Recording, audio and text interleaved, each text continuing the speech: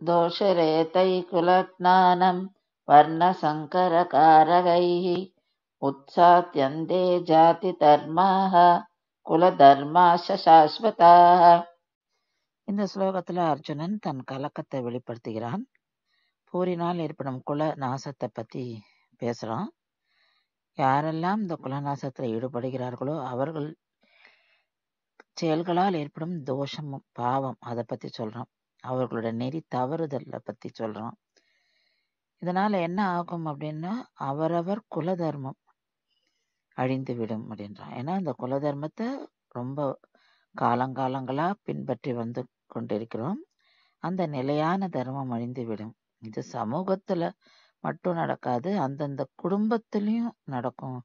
ஏன்னா ஒரு குடும்பமும் அவரவர்கள் பழக்க வழக்கங்கள் அவரவர்கள் நெறிமுறைகள்னு பின்பற்றி வந்து கொண்டிருக்கிறார்கள். அது மறைஞ்சு போயிடும்.